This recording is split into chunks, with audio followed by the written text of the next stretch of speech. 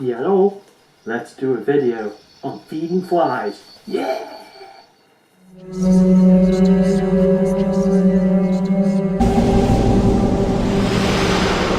Hi folks, and welcome to this video. So today we're going to be talking about pooting flies, feeding flies, fruit flies, green bottles, blue bottles. We're going to cover it all because I do see a lot of questions on this and people struggling. Sometimes you can put them in the fridge for a while for cooling down, but then you have to be like Mr. Miyagi trying to get them with your feeding forceps. So we're going to do one on the green bottles and blue bottles, the way I use it, and show you some of the mess ups I've made with the funnels we've brought.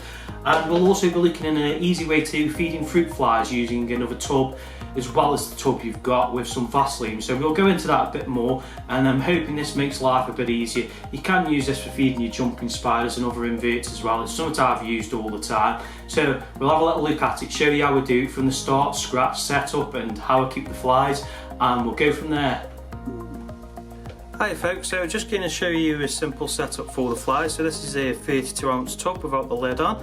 So what I do is I just get one of them there, we'll just pop that in focus, and we just get a few. What I do is I only hatch just enough for actually what I'm using. If you are using more, then you will need to add a food source. So you can actually put one of the little jelly pots, what you get with some of your feeders in the bottom, and either use a little pot or dish with honey. It's got to be something that's a bit taller than the substrate.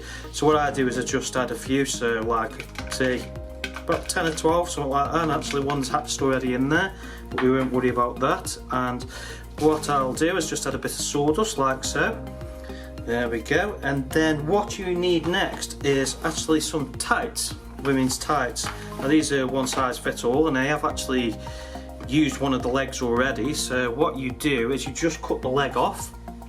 So I'm just trying to get this in focus here. So I just cut the leg off around about there, and then just at the foot base there, just cut that off as well. There you go, it doesn't have to be anything special. Then what you do is you open it up just at the bottom where one of the cuts are, wrap this over the top there like so, and then you can add your funnel to the other side. So what you do is you just stretch this out and put the funnel on here. So just bear with me a sec because it is a bit hard, because actually we brought the bigger funnel which is quite comical, and there you go. So what you do now is just add elastic band round to this side so the tight doesn't come off, and add elastic band around the funnel there. Now when you want the flies, you just hold this up nice and tight, as you can see, like that, and you hold that up and let the flies go up as many as you want. Now just pop either a piece of blue tack over the end there or some tissue paper, and then feed the flies through there with the bit I show you in the next part. If you do get too many in there, just hold it up, tap it until they fall down and keep tapping it, and then what I do is I just place it on top like so, and that'll keep them happy there for a bit.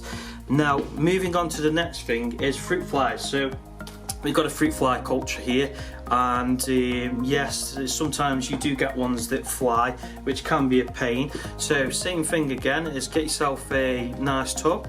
This is ready for when you're feeding your mantids.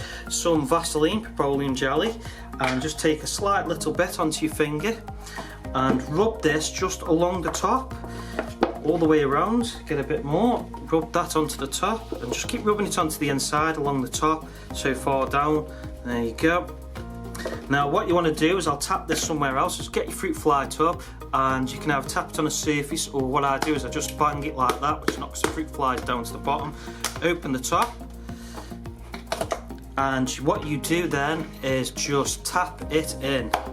So we tap them in there just like so. So you tap the amount of fruit flies you want in there, and they won't climb up through that Vaseline, and they'll get to the top.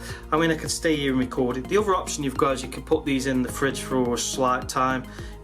Some people I've seen doing it in actually the freezer, which I don't necessarily do myself, just because I've used this process. It's a lot easier. And then as you can see, there's one here, you can't get past the barrier of Vaseline, and then what I do is I tap them into my tub what I'm feeding them into.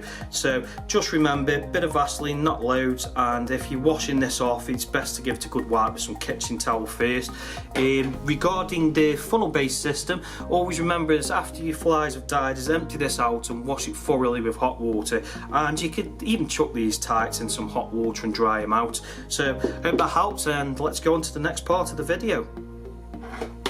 So we're back, and I hope that helped. So little things I have to add to this is a turkey base that I add onto the end of the funnel. You could use some more tubing as long as it's big enough to let them fly through. Obviously your blue bottles and your green bottles.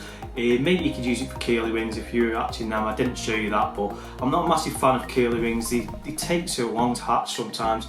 So what I use these for is to pop down to the end of the funnel like so, on the tube, and then this will be great for going into the exoterras that you can see at the back or other enclosures, so you can get that fly right in the back and then quickly pull it out and close the lid or the doors so it doesn't escape.